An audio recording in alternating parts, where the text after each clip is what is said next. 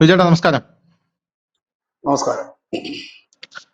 ബംഗാളിൽ നിന്നൊരു സുപ്രധാനമായിട്ടുള്ള ഒരു വാർത്ത വരുന്നുണ്ട്. ബംഗാളിലെ പ്രതിപക്ഷ നേതാവായിട്ടുള്ള മുമ്പ് മമതാ ബാനർജിയുടെ വലങ്കൈയായിട്ടുള്ള സുവേന്ദു അധികാരി ഇത്തവണ ഒരു വമ്പൻ പ്രഖ്യാപനം നടത്തിയിട്ടുണ്ട്. അതൊരുപക്ഷെ തൃണമൂൽ കോൺഗ്രസിന്റെ ഉറക്കം പോലും കെടുത്തുന്ന ഒരു പ്രഖ്യാപനമാണെന്ന് എനിക്ക് തോന്നുന്നു. കാരണം രാമനവമി നമുക്കറിയാം, എപ്പോഴും ഈ ബംഗാളിൽ വലിയ പ്രക്ഷോഭങ്ങളൊക്കെ രാമനവമിക്ക് ഉണ്ടാവാറുണ്ട്. രാമനവമി ഉണ്ടാകുമ്പോൾ രാമനവമിക്ക് നേരെ കല്ലെറിയുക, അതൊന്നും വലിയ വാർത്തയോ മാധ്യമങ്ങളിലൊന്നും വരാറൊന്നുമില്ല. പ്രത്യേകിച്ച് കേരളത്തിൽ രാമനവമി ഭക്തർക്ക് നേരെ വലിയ രീതിയിലുള്ള കലാപങ്ങൾ അഴിച്ചുവിടുക, അങ്ങനെയൊക്കെ സംഭവിക്കാറുണ്ട്. അപ്പൊ ഇത്തവണ സുവേന്ദു അധികാരി പറഞ്ഞിരിക്കുന്നത് ഏപ്രിൽ 6-ന് 2000 റാലികളാണ് രാമനവമിക്ക് സംഘടിപ്പിക്കാൻ പോകുന്നത്. ഈ 2000 റാലികളിലും കൂടെ ഏകദേശം 1 കോടി ഹിന്ദുക്കൾ തെരുവിലുണ്ടാകും. തടയാൻ പറ്റുമെങ്കിൽ തടയൂ എന്നാണ് സുവേന്ദു അധികാരി പറഞ്ഞിരിക്കുന്നത്. അപ്പോൾ ഇത് 1 കോടി ഹിന്ദുക്കൾ 2000 ഈ റാലി എന്ന് പറയുമ്പോൾ നമ്മൾ കഴിഞ്ഞ തവണ എത്രയാണ് ഇത് നടന്നതെന്ന് ആലോചിക്കണം. കഴിഞ്ഞ തവണ 1000 റാലി നടന്നിരുന്നു. ഈ 1000 റാലിയിൽ ഏകദേശം 50,000 ഹിന്ദുക്കളാണ് ഈ പങ്കെടുത്തത് എന്നുള്ളതാണ്. ഈ 50,000-ൽ നിന്ന് ഇനി എത്രയാ 99,50,000 പേര് കൂടെ ചേരണം, എങ്കിൽ മാത്രമേ അത് 1 കോടിയിലേക്ക് എത്തിക്കാൻ സാധിക്കുകയുള്ളൂ എന്നുള്ളതാണ്. പക്ഷെ ഇത് നടക്കുമോ ഇല്ലയോ എന്ന് കണ്ടറിയണം. പക്ഷെ ഈ സംഭവം നടത്തിക്കും എന്ന് ആധികാരികമായിട്ട് പറയുകയാണ് സുവേന്ദു അധികാരി. എന്തായാലും ഇത് ഈ പ്രസ്താവന പുറത്തു വന്നതോടുകൂടി ഈ TMCയുടെ മന്ത്രിയായിട്ടുള്ള ഫിർഹാദ് ഹക്കീം ഇതിന് മറുപടിയുമായിട്ട് രംഗത്തെത്തിയിട്ടുണ്ട്. അതായത് രാമനവമി ആഘോഷിക്കാൻ സുവേന്ദു അധികാരിയുടെ പ്രേരണ എന്തായാലും ഈ നാട്ടിലെ ഹിന്ദുക്കൾക്ക് വേണ്ട എന്നാണ് ഫിർഹാദ് ഹക്കീം പറഞ്ഞിരിക്കുന്നത്. പോരാത്തതിന് അവര് നിങ്ങളുടെ വർഗീയ രാഷ്ട്രീയം തള്ളിക്കളയും എന്നും അദ്ദേഹം അഭിപ്രായപ്പെട്ടിട്ടുണ്ട്.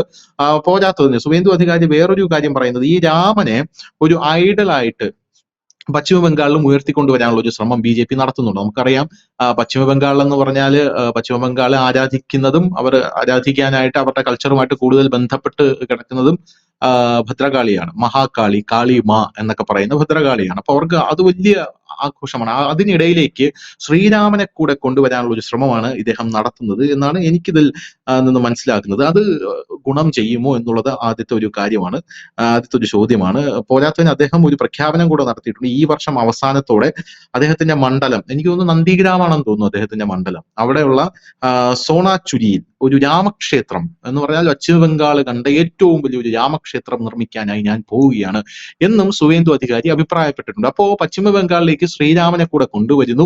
ശ്രീരാമനെ കൊണ്ടുവന്ന് പശ്ചിമ ബംഗാളിലെ ഹിന്ദുക്കളെ ഒരുമിപ്പിക്കാനുള്ള ശ്രമം നടത്തുന്നു. 99,50,000 ഹിന്ദുക്കൾ കൂടെ ഇനി ഈ രാമനവമിയിൽ ഇറങ്ങണം എന്ന് അദ്ദേഹം പറയുന്നു.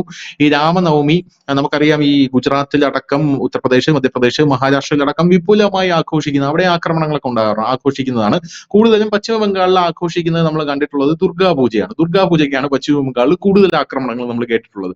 ഈ എന്ത് തോന്നുന്നു, ഈ ശ്രീരാമനെ അവിടെ ഇത്തരത്തിൽ ഇൻട്രൊഡ്യൂസ് ചെയ്യുമ്പോൾ പൊളിറ്റിസൈസ് ചെയ്യുകയാണോ സുവേന്ദു അധികാരി ചെയ്യുന്നത്? ഇത് BJPക്ക് എങ്ങനെ BJPക്ക് ഇത് ഗുണകരമാകും, അല്ലെങ്കിൽ BJPക്ക് ഇത് ദോഷം ചെയ്യും? എന്താ തോന്നുന്നു? ജയ് ശ്രീരാം എന്ന് വിളിച്ചു കഴിഞ്ഞ് വയലന്റ് ആകുന്ന ഇന്ത്യയിലെ ഒരേ ഒരു മുഖ്യമന്ത്രിയാണ് ശ്രീ മമതാ ബാനർജി. നമ്മുടെ യൂട്യൂബിലൊക്കെ തിരയാമെങ്കിൽ ജയ് ശ്രീരാം എന്ന് വിളിച്ചു കഴിഞ്ഞാൽ ഈ പൊട്ടിത്തെറിക്കുന്നതും ചൂടാകുന്നതുമായിട്ടുള്ള ഈ വിഷ്വൽസ് ഒക്കെ നമുക്ക് കാണാൻ കഴിയും. എന്തുകൊണ്ടാണ് അത് അങ്ങനെയെന്ന് ചോദിച്ചു കഴിഞ്ഞാല്, ഈ വങ്കനാട് പൊതുവെ ഈ BJP രാഷ്ട്രീയത്തിൽ അല്ലെങ്കിൽ സംഘപരിവാർ രാഷ്ട്രീയത്തോട് മുഖം തിരിച്ചു നിന്ന ഒരു ഇടമാണ് ഈ പശ്ചിമ ബംഗാൾ എന്ന് പറയുന്നത്. അവരുടെ വേറൊരു കൾച്ചറും കാര്യങ്ങളും ഒക്കെ ആയിരുന്നു. പ്രത്യേകിച്ച് ഇടതുപക്ഷ മനസ്സുള്ള ഒരു ജനതയുമൊക്കെ ആയിരുന്നു. അതുകൊണ്ട് തന്നെ അവര് BJP സവർണൻ, അതുപോലെ സവർണ വോട്ട് ബാങ്ക് ശക്തമാണ് ബംഗാൾ. BJP സവർണൻ രാമൻ ഇവരെ കടന്നു കയറാതിരിക്കാൻ അവർ ഒരുപാട് ശ്രമിച്ചിട്ടുണ്ട്. അവിടെ CPM, TMC, കോൺഗ്രസും അല്ല.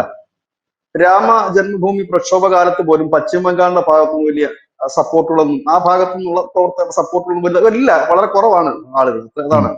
പക്ഷെ 2021 ആയപ്പോഴേക്കും നരേന്ദ്രമോദി പശ്ചിമ ബംഗാളിന്റെ നിയമസഭാ പ്രചരണത്തിന് ചുക്കാൻ ഏറ്റെടുക്കുകയും ജയ് കാളി ജയ് ശ്രീരാം എന്നൊരു മുദ്രാവാക്യം അദ്ദേഹം ആദ്യമായിട്ട് വിളിച്ചു. കാരണം ജയ് കാളി എന്ന് പറയുന്ന മുദ്രാവാക്യം പശ്ചിമ ബംഗാളിലെ ജനങ്ങളുടെ പൊതു മുദ്രാവാക്യമാണ്. അപ്പൊ ഈ നമ്മളൊക്കെ ഈ എന്താ പറയുന്നത്, ഓണം പോലെ, ഓണം എന്ന് പറയുമ്പോൾ അങ്ങനെയല്ല എല്ലാവരും ആഘോഷിക്കുന്നതാണ്. പക്ഷെ ഹിന്ദുക്കൾ മാത്രം ആഘോഷിക്കുന്ന ചില ട്രഡീഷണൽ ആയിട്ടുള്ള ആചാരങ്ങളുണ്ട്. അതുപോലെ ബംഗാളികളുടെ കാളി പൂജയൊക്കെയാണ്. കാളി പൂജയും ഇതൊക്കെ രാമനവമി ആഘോഷം, കാളി പൂജ സ്വാഭാവികമായി നവരാത്രി കാലത്ത് UP-യിലും ഉത്തരേന്ത്യ മുഴുവൻ, നമ്മുടെ കേരളത്തിൽ പോലും അത് ആഘോഷിക്കാറുണ്ട്. പക്ഷെ കുറച്ചുകൂടി വിപുലമായ രീതിയിലാണ് അവരാഘോഷിക്കുന്നേ ഉള്ളൂ വെസ്റ്റ് ബംഗാൾ. അപ്പം ഈ 2023 മുതൽ ഈ മുദ്രാവാക്യങ്ങളാണ് ബി ജെ പിക്ക് നൽകിയത്. ആ കാലയളവിൽ തന്നെ ഉം. ബി ജെ പിയുടെ കേന്ദ്ര നേതൃത്വം കേരളത്തിന് ഒരു മുദ്രാവാക്യം നൽകിയിരുന്നു, സ്വാമിയെ ശരണമയ്യപ്പാൻ. പക്ഷെ അത് ഉപയോഗിച്ചില്ല കേരളത്തിലെ നേതാക്കൾ. സ്വാമിയെ അത് ശരണമയ്യപ്പ പക്ഷെ എന്നുള്ളതിനെക്കാട്ടിൽ വന്ന് എനിക്ക് ഓർമ്മയുള്ളത്, നമ്മൾ ഈ ശബരിമല പ്രക്ഷോഭം നടക്കുമ്പോൾ ഇവിടെ പുത്തരിക്കണ്ടം മൈതാനത്ത് ഇവിടെയുള്ള ആധ്യാത്മിക നേതാക്കൾ എല്ലാം കൂടെ ചേർന്ന് ഒരു വലിയ സമ്മേളനം വെച്ചു. ആ സമ്മേളനം വെച്ചപ്പോൾ ആ സമ്മേളനം ഉദ്ഘാടനം ചെയ്തത് മാതാ അമൃതാനന്ദമയി ആയിരുന്നു. അപ്പൊ അമൃതാനന്ദമയി ഒരു മുദ്രാവാക്യം വിളിച്ചു. ആ മുദ്രാവാക്യം എനിക്ക് നല്ലപോലെ ഓർമ്മയുണ്ട്. അയ്യപ്പ ശാസ്താവേ കി ജയ് എന്നായിരുന്നു ആ മുദ്രാവാക്യം. അല്ല, ഇത് കേന്ദ്ര നേതൃത്വം ഉം. 2021 ഇലക്ഷനിൽ പശ്ചിമ ബംഗാളിലും കേരളത്തിലും ബി ജെ പി നേതൃത്വത്തിന് രണ്ട് മുദ്രാവാക്യങ്ങളാണ് കൊടുത്തത്. പശ്ചിമ ബംഗാളിന് ഉം. കൊടുത്ത മുദ്രാവാക്യം ജയ് കാളി ജയ് ശ്രീരാം ആയിരുന്നെങ്കിൽ, അന്ന് ഉം. കേരളത്തിന്റെ പ്രത്യേക പരിസ്ഥിതി, അതായത് ശബരിമല ഇഷ്യൂ ഒക്കെ നിൽക്കുന്ന ആ ഒരു സമയമായതുകൊണ്ട് ഉം. അന്ന് കേരളത്തിന് കൊടുത്ത സ്വാമിയെ ശരണമയ്യപ്പാണ്. എനിക്ക് തോന്നുന്നു ആ തെരഞ്ഞെടുപ്പിൽ ആകെ വിളിച്ച ഒരേ ഒരു നേതാവ് ശ്രീ സുരേഷ് ഗോപിയാണ്. അന്ന് അയ്യപ്പൻ ഉം. കൈവിട്ടെങ്കിലും ഇന്ന് അദ്ദേഹം ജയിച്ചു, മന്ത്രിയായി. ഏതായാലും അന്ന് അദ്ദേഹമാണ് അത് വിളിച്ചത്. അദ്ദേഹത്തിനെതിരെ കേസെടുക്കുകയൊക്കെ ചെയ്തു. എനിക്ക് ഉം. തോന്നുന്നു അന്നത്തെ കളക്ടർ അനുപമ എങ്ങാണ്ടായിരുന്നു തോന്നുന്നു അദ്ദേഹം അത് ഉം. വേദിയിൽ പറഞ്ഞു. വലിയ പുകലൊക്കെ ഉണ്ടായിരുന്നു. പക്ഷെ പശ്ചിമ ഉം. ബംഗാളിൽ അങ്ങനെ ആയിരുന്നില്ല. മമതാ ബാനർജി പോകുന്നിടത്തൊക്കെ ബി ജെ പിക്കാർ കൂട്ടം കൂടി നിൽക്കുകയും ജയ് ശ്രീരാം ഉം. വിളിക്കുകയും ചെയ്യും. മമതാ ബാനർജി വണ്ടിയിൽ പോവുകയാണെങ്കിൽ അവിടെ നിന്ന് ഇറങ്ങി ഇമാരെ തെരുവിളിക്കുന്നതൊക്കെ വീഡിയോ ഇപ്പോഴും യൂട്യൂബിൽ അവൈലബിൾ ആണ്, ഈ വീഡിയോ ഒക്കെ. ഉം. പിന്നീട് ഇവര് യു പിയിലും മറ്റുമൊക്കെ പ്രചരണത്തിൽ വരുമ്പോൾ അവിടെയും വലിയ പ്രശ്നങ്ങളായി. അങ്ങനെ ഇവരുടെ ഇതായി. പിന്നീട് ഇവർക്ക് കാര്യങ്ങൾ മനസ്സിലായപ്പോൾ ഇപ്പോൾ ഞാൻ അങ്ങനെ എതിരല്ല, പക്ഷെ ബി ജെ പിക്കാർ രാമനെ കൊണ്ട് കിടക്കുന്നതിലാണ് എതിർപ്പെന്നൊക്കെ പറയുകയുണ്ട്. പക്ഷെ ഇന്ന് സ്ഥിതി കുറച്ചുകൂടെ വ്യത്യസ്തമായിരിക്കുന്നു. ബംഗ്ലാദേശിന്റെ പശ്ചിമ ബംഗാളിന്റെ അതിർത്തി സംസ്ഥാനങ്ങളായ അസം, ത്രിപുര, ഒഡീഷ, ബീഹാർ, ഉം. ഇവിടങ്ങളിലെല്ലാം ഇന്ന് ബി ജെ പി ആണ് ഭരിക്കുന്നത്. ഉം. അവിടേക്കാണ് വീണ്ടും ഒരു തെരഞ്ഞെടുപ്പിന്റെ കാലം വരുന്നു. 2026 നിയമസഭാ തെരഞ്ഞെടുപ്പ്, നമ്മളോടൊപ്പം തന്നെ നിയമസഭാ തെരഞ്ഞെടുപ്പ് നടക്കുന്ന സംസ്ഥാനമാണ്. അപ്പൊ അവിടത്തേക്ക് ബി ജെ പി ഒരു പുതിയ ഊർജം സംഭരിക്കുക എന്നൊരു ലക്ഷ്യവുമായിട്ടാണ്. ഇത്തവണത്തെ ഈ രാമനവമി ആഘോഷത്തിന് ഒരു വലിയ പ്രാധാന്യമുണ്ട്. കാരണം ഇത്തവണ അവർ ഇത് ക്ലബ്ബ് ജയിച്ചിരിക്കുന്നത് ബംഗ്ലാദേശിൽ നടക്കുന്ന ഹിന്ദുക്കളുടെ ഈ വംശഹത്യയുമായി ബന്ധപ്പെടുത്തിയിട്ടാണ്.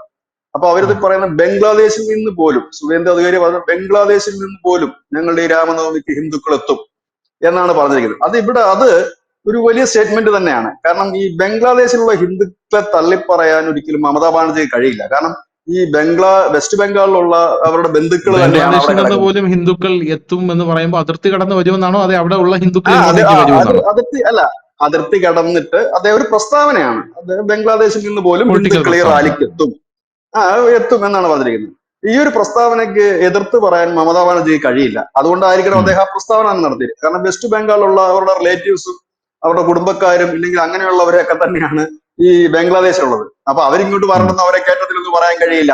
ഇനി അങ്ങനെ ഉം. എന്തെങ്കിലും മമത പറയുമെന്ന് കരുതിയിട്ടാണോ പറഞ്ഞത്? പക്ഷെ ഇതിനകത്ത് ഞാൻ ശ്രദ്ധിച്ചൊരു കാര്യം, മമതാ ബാനർജി സ്വാഭാവികമായ എതിർപ്പാണെങ്കിൽ CPM വളരെ ശക്തമായി എതിർത്തിട്ടുണ്ട്.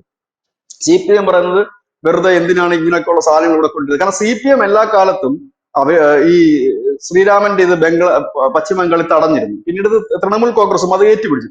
പക്ഷെ അത് വിലപ്പോയില്ല എന്നാണ് 2021 നിയമസഭാ ഇലക്ഷൻ തെളിയിച്ചു തന്നത്. കാരണം 2021 നിയമസഭാ തെരഞ്ഞെടുപ്പിൽ CPM അടിവതറിപ്പോവുകയും കെട്ടിവെച്ച പൈസ നഷ്ടപ്പെട്ടു പോകുന്ന ഒരവസ്ഥയിലേക്ക് അവരെത്തുകയും BJP അവിടുത്തെ പ്രതിപക്ഷ നിരയിലേക്ക് ഉയരുകയും ചെയ്തു. അത് വലിയ മുന്നേറ്റം തന്നെയായിരുന്നു. പക്ഷെ ഇപ്പോഴത്തേക്കും ഉം. കുറച്ചുകൂടെ കാലം മാറിയിട്ടുണ്ട്. മാറി എന്ന് പറഞ്ഞാൽ അനവധി വിഷയങ്ങളുണ്ട്. അതായത് ഒന്ന്, ഈ ആർജേക്കർ ഹോസ്പിറ്റലുമായി നടന്ന മാനഭംഗത്തിന്റെ പ്രശ്നം മാത്രമല്ല, അവിടുത്തെ ഒരു യൂണിവേഴ്സിറ്റിയിൽ നടക്കുന്ന ഈ മതപരമായ ചില ആക്രമണങ്ങളും കാര്യങ്ങളും ഉണ്ട്. അത് കൂടാതെ തന്നെയാണ് ഈ ബംഗ്ലാദേശിൽ നടക്കുന്ന ഹിന്ദു വംശഹത്യ. ആ ഹിന്ദു വംശഹത്യക്കെതിരെ ഉം. വലിയ പ്രതിഷേധമാണ് വെസ്റ്റ് ബംഗാളിൽ അലയടിക്കുന്നത്. കാരണം അവരെ സംബന്ധിച്ച് അത് ഹിന്ദു എന്നത് മാത്രമല്ല, അവരുടെ തന്നെ ആളുകളെയാണ് അവിടെ ആക്രമിക്കപ്പെടുന്നത് എന്നുള്ളതാണ്. കാരണം പരസ്പരം അങ്ങോട്ടും ഇങ്ങോട്ടും പോയി വന്ന് നിന്നവരെയാണ്. മറ്റേത് സംസ്ഥാനത്തുള്ള ഹിന്ദു സംഘടനകൾ പ്രതിഷേധിക്കുന്നതിനേക്കാളും വൈകാരികപരമായിട്ടാണ് വെസ്റ്റ് ബംഗാളിലെ ഹിന്ദുക്കൾ ബംഗ്ലാദേശി ഹിന്ദുക്കൾക്ക് വേണ്ടി നിലകൊള്ളുന്നത്. കാരണം പ്രത്യേകിച്ച് ഇസ്കോൺ എന്നൊക്കെ പറയുന്ന സംഘടനയ്ക്ക് പശ്ചിമ ബംഗാൾ വലിയ വേരോട്ടമുള്ളതാണ്. ഉം. അതിന്റെ ഒക്കെ ആണ് ചിന്മയ സ്വാമികളെ മറ്റുമൊക്കെയാണ് ഈ ബംഗ്ലാദേശിൽ പിടിച്ച് അകത്തിട്ടിരിക്കുന്നത്. ഇതൊക്കെ വലിയ ഉം. അലയൊലികൾ തന്നെ വെസ്റ്റ് ബംഗാളിൽ സൃഷ്ടിച്ചിട്ടുണ്ട്. ഇതെല്ലാം കൂടെ നോക്കുമ്പോഴാണ് ഇവർ ഈ 1 കോടി പേരില്, 1 കോടി പേരെന്ന് പറയുമ്പോൾ 1 കോടി പേര് പങ്കെടുക്കില്ല എങ്കിൽ പോലും കൂടുതൽ റാലികൾ നടത്താൻ അവർക്ക് കഴിയുന്നു എന്നുള്ളതാണ് ശ്രദ്ധേയമായ കാര്യം. ഉം. ഉം. അതായത് 1000 എന്നുള്ളത് 2000 നമ്മൾ കഴിഞ്ഞ തവണ ഈ റാലി കണ്ടത് എങ്ങനെയെന്ന് ചോദിച്ചാൽ, ഈ റാലി ഒരു ദിവസം കൊണ്ട് നടക്കുന്ന റാലിയല്ല, പല ദിവസങ്ങളിലാണ് ഈ റാലി നടക്കുന്നത് പലയിടങ്ങളിലായി. ഉം. ഉം. ഈ റാലികൾക്കെതിരെ വ്യാപകമായ രീതിയിൽ, ഇപ്പൊ ധനുഷ് വ്യാപകമായ രീതിയിൽ ആക്രമണങ്ങളായിരുന്നു. ഈ ഉം. ആക്രമണത്തിന് പിന്നിൽ മുൻനിരയിൽ നിന്നിരുന്നത് മതമൗലികവാദികൾ തന്നെയായിരുന്നു. പൊളിറ്റിക്കൽ ഇസ്ലാമിന്റെ ഉം. ഭാഗമായിട്ട് നിൽക്കുന്ന തീവ്ര ഇസ്ലാമിസ്റ്റ് സംഘടനകളായിരുന്നു ഇതിന് നേതൃത്വം കൊടുത്തിട്ടുണ്ട്. അവര് ഉം. തൃണമൂൽ കോൺഗ്രസ് ആണെന്ന് പറഞ്ഞുകൊണ്ട്, CPM ആണെന്ന് പറഞ്ഞുകൊണ്ടായിരുന്നു ഈ ആക്രമണം മുഴുവൻ നടത്തിയത്. പക്ഷെ ഇത്തവണയും അതിനൊരു സാഹചര്യം അവിടെ ഒരുങ്ങുന്നു എന്ന് തന്നെയാണ്. പ്രത്യേകിച്ച് ഇന്ത്യയിലെ ക്രമസമാധാന നില തകർന്ന് തരിപ്പണമായ സംസ്ഥാനങ്ങളിൽ ഒന്ന് ഈ പറയുന്ന വെസ്റ്റ് ബംഗാളാണ്. ഇവിടത്തേക്കാണ് ഇങ്ങനെ ഒരു റാലിയുമായിട്ട് ഹൈന്ദവ സംഘടനകൾ വരുന്നു. അതിന് മുൻനിരയിലേക്ക് BJP എത്തുന്നു. BJP അവിടെ ഒരു ക്ഷേത്രം പണി എന്നുള്ളത്, അതായത് തെരഞ്ഞെടുപ്പ്, ഞാനിതിനെ കാണുന്നത് തെരഞ്ഞെടുപ്പിന് മുമ്പ് നടക്കുന്ന ഒന്നായിട്ടാണ്. അത് മാത്രവുമല്ല, ഹിന്ദുത്വത്തിന്റെ ഈ ഒരു പവർ, അല്ലെങ്കിൽ അതിന്റെ ഒരു ദേശീയതയുടെ ഒക്കെ പവർ ഇപ്പോൾ വെസ്റ്റ് ബംഗാളിൽ കുറച്ചുകൂടെ ശക്തമായിട്ടുണ്ട്. പ്രത്യേകിച്ച് ഈ കുംഭമേളയുടെ ഒരു ഇത് പഴയതുപോലെയല്ല. അവിടെ അനവധി ഹൈന്ദവ സംഘടനകളുടെ രീതിയിൽ പ്രതിഷേധങ്ങൾ നടക്കാറുണ്ട്. ഈ ബംഗ്ലാദേശുമായിട്ടുള്ള ഇഷ്യൂ നടന്നപ്പോൾ കൊൽക്കത്തയിലെ ബംഗ്ലാദേശിന്റെ കോൺസുലേറ്റിനെ ആക്രമിച്ചു എന്നൊക്കെ പറയുന്നത് ഈ ഹൈന്ദവ സംഘടനകളായിരുന്നു. അത് മാത്രമല്ല, ഇപ്പോൾ ഈ ഒരു ഹിന്ദുത്വ ആശയങ്ങൾക്ക് അതിന്റെ ഒരു പവർ പശ്ചിമബംഗാളിലടക്കം ഇന്ത്യയിലെ എല്ലാ സംസ്ഥാനങ്ങളും അലയടിക്കുന്നുണ്ട് എന്നുള്ള യാഥാർത്ഥ്യം. ഇത്തവണ കുംഭമേളയ്ക്കൊക്കെ വലിയൊരു പാർട്ടിസിപ്പേഷൻ അവിടെ ഉണ്ടായിരുന്നു. ദില്ലി നിയമസഭാ തെരഞ്ഞെടുപ്പ് വന്നപ്പോൾ ഈ പശ്ചിമ ബംഗാളിലെ ആളുകൾ താമസിക്കുന്ന ഇടങ്ങളിലെല്ലാം BJP ജയിച്ചു ദില്ലി നിയമസഭാ തെരഞ്ഞെടുപ്പിൽ. സുവേന്ദു അധികാരി അത് വലിയ ഹൈലൈറ്റ് ആയിട്ട് പറയുകയും ചെയ്തു. കണ്ട, വെസ്റ്റ് ബംഗാളിലെ ആളുകൾ താമസിച്ച ഇടങ്ങളിലൊക്കെ BJP വലിയ ഭൂരിപക്ഷം കിട്ടിയെന്ന് പറയുകയും ചെയ്തു. അവിടെ ഈ തൃണമൂലിന്റെ നേതാക്കളൊക്കെ പ്രചരണം നടത്തിയതാണ്, പക്ഷെ അവിടെ ക്ലച്ച് പിടിച്ചില്ല. ഏതായാലും അങ്ങനെ ഒരു സാഹചര്യം നിൽക്കുന്നു. അപ്പോൾ ഇതെന്തായാലും അക്രമത്തിലേക്ക് എത്തുമെന്നുള്ള കാര്യത്തിൽ യാതൊരു സംശയമില്ലാത്തൊരു കാര്യമാണ്.